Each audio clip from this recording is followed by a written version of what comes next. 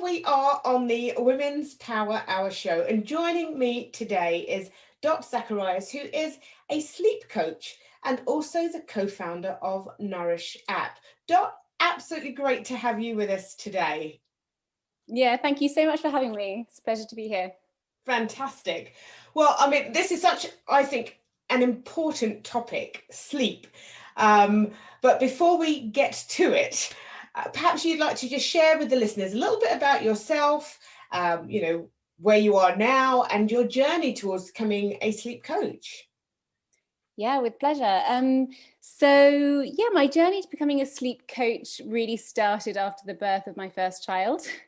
So I'm mum of two small children, 6 and 4, and it was the first experience I'd really had of kind of severe sleeping problems, insomnia, which was tied to anxiety and just that very challenging transition to motherhood. And it was only really a few years later. So yeah, my second child was born 2 years later. And then I really prioritized sleep. And I'd learned a lot along the way earlier on. And it was kind of the difference between those two experiences that I think got me really interested in sleep and, why so many people have problems sleeping and yet so few people really do anything about it. It seems to be sort of accepted. And yeah, I just became really curious. And then I looked into sleep coaching and found that there were not that many people out there doing it. And it seemed like such an obvious and valuable thing to be doing. So yeah, that kind of inspired me really as a complete career pivot. Been doing something completely different before. So it was a big change, but fantastic journey. Yeah, fantastic. And as you said, you're a mother of two young children. So I'm guessing that maybe through other conversations with mums, with young children, you were probably getting a sense that there are lots of people perhaps who aren't getting the sleep that they need. Yeah, so many people. Certainly, of course, new parents, it's a really challenging time. But not only really, I think it's just, I was just really intrigued about kind of our attitude to sleep as a society, really. How we prioritize it. And for me, it fitted in with this whole area of what does it mean to be a happy, healthy human being, really? Where are our priorities? Where do our values lie? I think in my 20s, it was all about being productive, effective, kind of getting work done and always being on and always having things to do and pushing myself really to the limits and then just sort of, where does sleep fit in with all of this? So yeah, certainly like many people, and yeah, it's not just parents, but obviously, and I see a lot of parents who struggle with sleep, obviously because of their babies waking up, but then it just carries on. Yes. So not being able to get your sleep back when actually the thing that's waking you up has stopped waking you up, but there seems to be an ongoing issue, and that's where I can really help people. Yeah, fantastic. Fascinating. I find the topic of sleep such a fascinating one because it's almost like the most normal thing for us to do, and yet we struggle to make it happen, and we struggle to have real good health in that area, which of course impacts all the other areas of our health and well-being. And with that thought, Dot, let's just have a little break, and when we come back I want to press on and ask you a bit more about sleep and sleep patterns.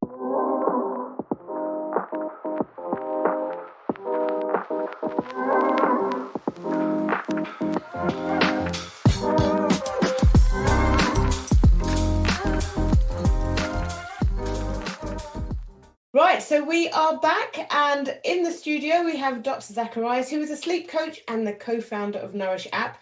She has been sharing a bit about her own journey into becoming a sleep coach, and actually understanding the importance of sleep for everyone. So, parents and non-parents, people, human beings, and the happiness that it can bring into life that I think we don't really talk about at all.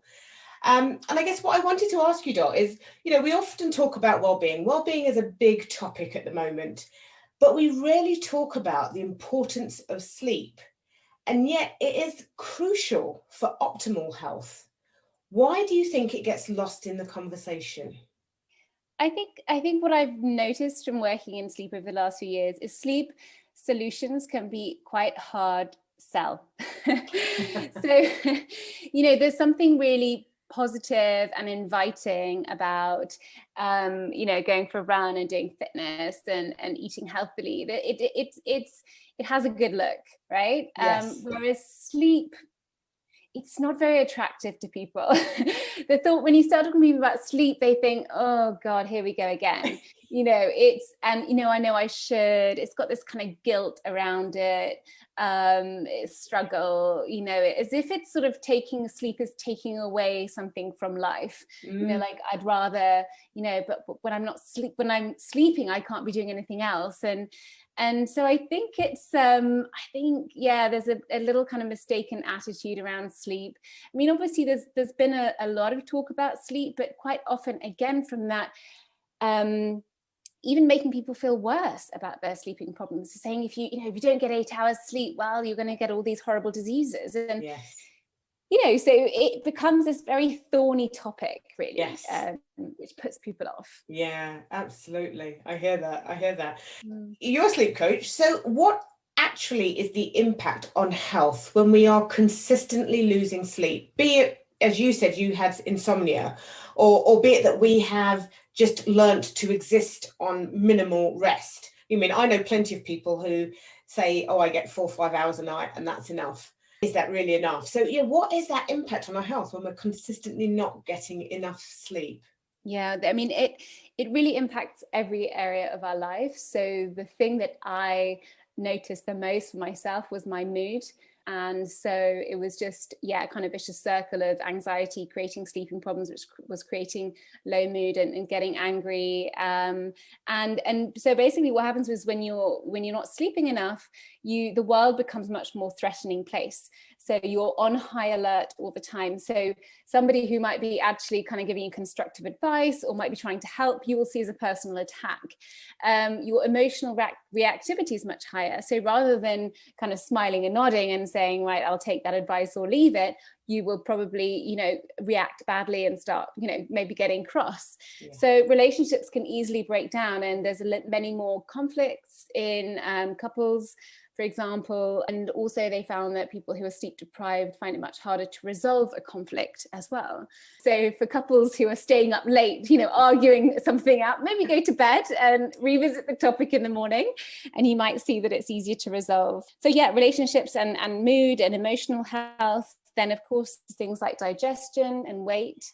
So, when we're sleep deprived, we will be trying to get more energy in to kind of compensate for that lack of energy. Yes. So hormonally, we will be attracted to saltier, fattier foods. Our appetite will feel full later, so we'll eat more. So definitely a link with sleep deprivation and weight as well. Of course, our immunity. So when we sleep, we have a massive boost of immunity, and all of our muscles get repaired.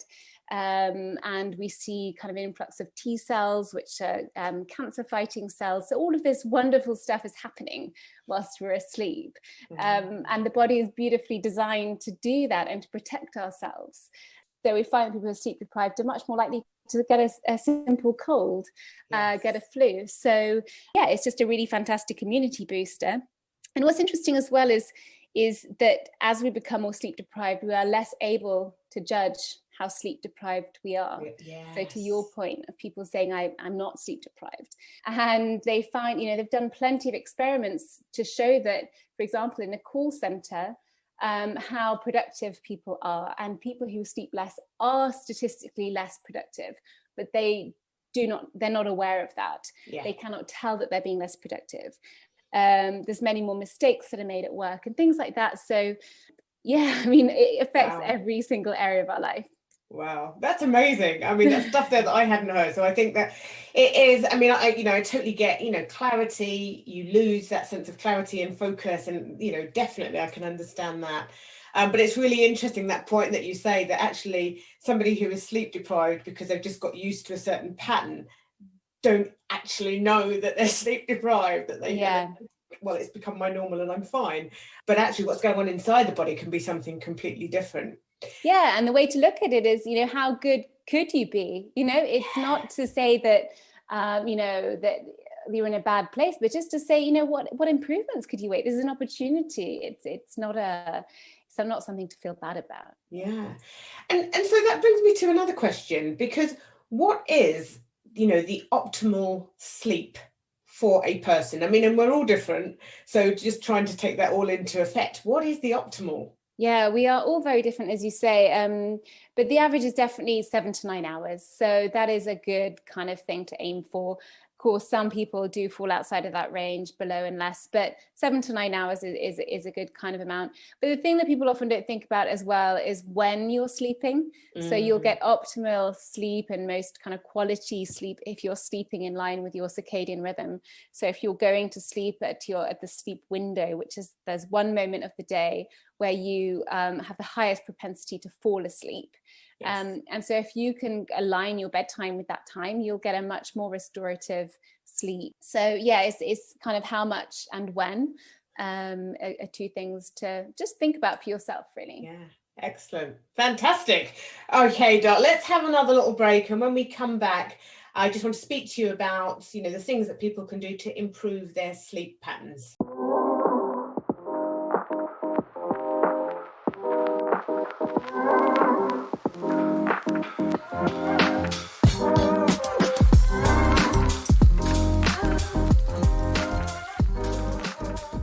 So we are back in this little chat that we're having with Dot Zacharias. And Dot is a sleep coach, the co-founder of Nourish app, and she's been sharing with us her journey to becoming a sleep coach, and also talking more about the impact that a loss of sleep has on our health and well-being. Now we're going to really start focusing a bit more about what we can do. So, I'm sure there are going to be people listening in who are thinking, well, I know I don't get 7 to 9 hours sleep regularly. So what can people do? Some of the simple things and maybe some more complex things that people can do to improve their sleep patterns. Yeah, exactly. I think it's really key to look at the simple stuff and then also look at how we can go a bit deeper. So, in my sleep coaching, I use my 3-step kind of approach, really. So the first one is to look at habits, and those are fixing the fundamentals of sleep. So the stuff that we've all heard about, looking at caffeine, reducing caffeine in the evening, in the afternoons. Screen time is a big one. So, when I do large conferences, I often do a poll, and about 85% usually of people turn off their screens 5 minutes or less before going to sleep. So it's incredible. And this is very new. And we know that screens have an impact on our sleep. The blue light delays the production of melatonin, which is the sleep hormone that triggers the whole process of falling asleep. But also just the kind of mental stimulation is sending the wrong signals to our circadian rhythm. So kind of telling us that this is time to be awake and alert rather than a time to be restful and kind of turn inwards and go to sleep. So screens is a really big one, and it's something that you can just change a little bit. So if you're currently in that 5 minutes before bed, just go to 15, and do that consistently. So for 2 weeks, try it, and you really will see a big difference on your sleep. Alcohol as well interferes with our sleep, so we'll fall asleep quickly, get into a deep sleep, and then kind of come out of that, and it really disrupts our REM sleep, which is rapid eye movement, which happens towards the end of the night primarily, and it's very much linked to our cognitive and emotional health. So that's why I kind of wake up feeling groggy and potentially in a bad mood. So alcohol is a really easy one as well to try and avoid if you can. So yeah, those are the kind of the 3 biggies, I would say. Yes. And yeah, choose one of those and just kind of do it consistently. So that's the kind of habit side. And then I really find what works very effectively with a lot of my clients is looking at our beliefs and our mindset. So there's kind of 2 sides to this. The first one is your mindset as you are going to sleep. You know, what is our state of mind? How do we feel? Do we feel safe and secure and happy to go to bed, or are we feeling anxious? Are we feeling, you know, are we blaming ourselves for what we have or haven't done during the day? You know, or can we practice some more self-compassion and close off our day? So that kind of what's happening in your mind before you go to sleep is really important. To sending the right signals to your mind and body that it's okay, you can let go. You know, your day is done. There's nothing more out. There's nothing else to do. You know, now is the time for me to rest and get the recovery that I need. And the same when you wake up in the night, what's happening in your mind? And it's amazing the amount of people who wake up and they say, oh, now my night's ruined. I'm never going to go back to sleep. And those words, I am never going to go back to sleep, mean that you probably won't go back to sleep, at least for a while. So if those words come in your head, try and grab that and change it and say, you know, make peace, first of all, can be helpful. Accept that you're awake and that sleep will come. Yes. And those two sentences can be very powerful in the middle of the night. You know, I accept I'm asleep, I'm awake, and sleep will come. Because as you said earlier on, you know, sleep is difficult, and the more we try, the harder it is.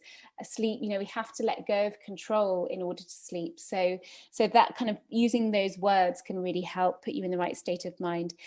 But then also our larger belief system. So how much do we value sleep? What were we told about sleep when we were younger? I had a client who, you know, would fix some of the fundamentals. He was still sort of waking up around 5, and it was when we had this conversation, he said, actually, it's just occurred to me that my father always said that sleep is for losers. Yeah, there you go. And we were like, well, there you go, you know. And he's like, gosh, that's why I've never been able to make space in my life for sleep. Wow. So, you know, looking at what's the inner voice saying about sleep, and what were the messages that you've received, either, you know, from as a child or from society or from colleagues, you know, work. And I think it's changing, but people can have that kind of that bravado culture of, you know, work hard, play hard, and all that kind of stuff. Yes. So mindset. And the third kind of key pillar for me is effective relaxation. So a lot of us have got stuck in this fight and flight mode, and our body actually finds it very hard to physically relax. And so that's where I use Yoga Nidra, which is a sleep meditation, and very effectively helps people who are very sleep deprived sometimes to catch up and get that sleep and rest that they need, so that we can start working on some of the other stuff. Yeah. Wow. Amazing. Amazing. And you know what, as you were talking then, and you were saying about the client, that message, and suddenly that aha moment, there were so many messages that have been put, you know, work hard, more, you know, that people are living from, and they're not serving their health and well-being, but understanding that you kind of have to acknowledge them, and then you can actually do the work to unpick it and move forward. But, absolutely. Yeah. And the thing that you said about the phone completely works. I mean, I like to think that I'm not a phoneaholic person, but I know I used to keep my phone on like all the time. And so if I did wake up, even if it's 4 o'clock in the morning, I'd have a quick look at my phone. Now I switch my phone off at 9:30 in the evening, and it doesn't go back on till about 7:30. Brilliant. Yeah. So that even if I wake up in the night, you know, the whole faffing of trying to switch it on would just be too much of a big deal, quite frankly. Brilliant. And what a difference that makes. Huge. Really. Yeah. And with the phones constantly next to us, it's that sense of being constantly available. You know, you are contactable. And the amount of people who go up in the night to go to the loo and check their work emails, it's incredible. You know, and then they can't go back to sleep and they wonder why. So, you know, just really look at some of those habits that you may have picked up without thinking. Yes. And, you know, and as I say, it's really about creating that mindset as well through your habits of sleep is a time for you to be completely free of all of those daily worries. You know, you need to create that space in your day where you can just be free to dream and you know, relax, and that's really important. Yes, indeed. And the dream state is wonderful. It's like a creative state, isn't it, as well? So you know, allow yourself, give yourself that, because I think that's an important part of self-care, massively so. Okay, Dot, we're going to have another little break. When we come back, we just want to talk a little bit about the Nourish app, and kind of how that is helping and can help people who perhaps are having issues with sleeping.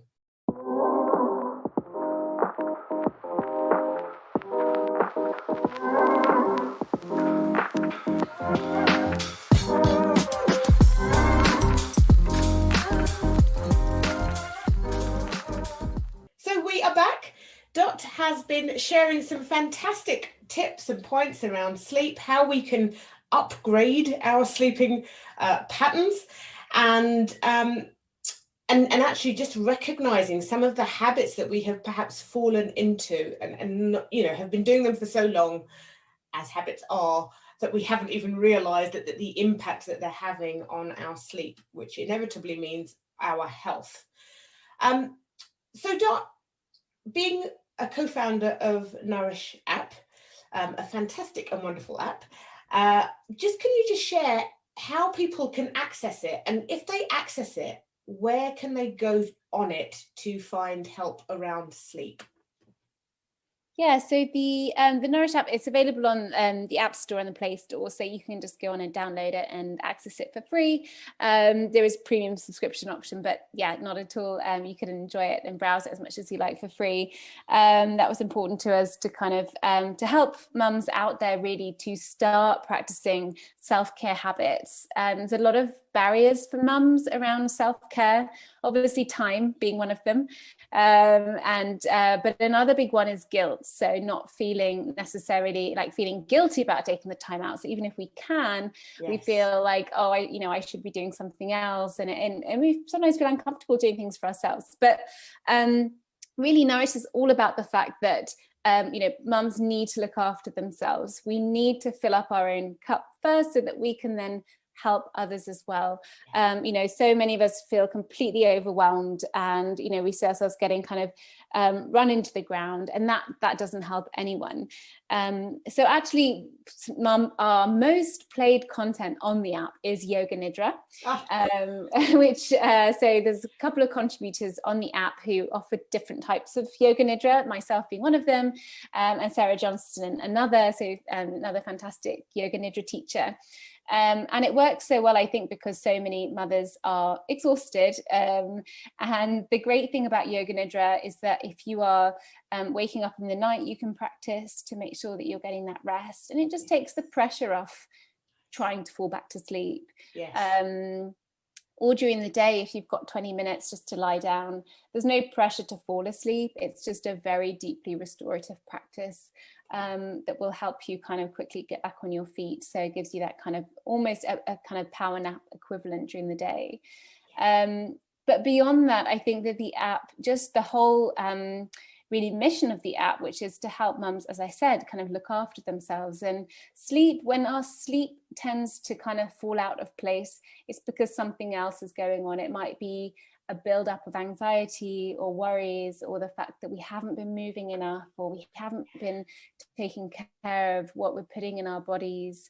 And so the whole kind of self-care piece is really about making sure that we find the right balance for ourselves, and that we can live with optimal wellness. And when we're living with optimal wellness, our sleep will come very naturally as well. The bedroom environment is key, definitely, both in terms of making sure it's like a cave, so it should be dark, cool, and completely free of technology, as all good caves are. So yeah, it needs to be a very kind of a safe place as well, somewhere where, again, as I said, you can feel able to let go. So yeah, there are so many sleep products out there, and it's interesting because I think that people are almost more inclined to buy a gadget or a thing to fix their sleep, rather than look maybe at kind of what's going on really inside or in our own lives. But certainly some of these products do help. And women, for example, going through the menopause who are struggling with hot flushes, there are some fantastic products out there, kind of a cooling layer for a pillow, for example, that can really help regulate body temperature. So yeah, there are some good gadgets out there. Weighted blankets is another good one, which I do find helps with some clients who are naturally a little bit anxious. having a weighted blanket can make them feel, again, just a little bit more safer Secure. and calmer and secure, as you say. Yeah. So yeah, there's some fantastic stuff out there now. Brilliant. Okay. Well, all of this talk of sleep, I might go and have a nap myself shortly. But before I do that, it'd be really great for the listeners to be able to know how they can get in contact with you, how they can find you, and find out about all the great work that you do. Yeah, for sure. So the Nourish app, you can find us at www.thenourishapp.com or on Instagram, the Nourish app. And myself with my sleep coaching work as well, there's a website called Restfully, rest-fully.com, as well as again on Instagram. So yeah, you can find me on those places. Wonderful. Fantastic. Dot, thank you so much for this conversation. I think it's such a crucial part of self-care, and one that I definitely feel we need to have more conversations about, so that people start to really treasure sleep and rest and actually enjoy it and understand how impactful it is on all the other parts of our health and well-being. So thank you so much for sharing your expertise. It's a pleasure. I really enjoyed it. Yeah. Wonderful. Thank you. Thank you, Dot.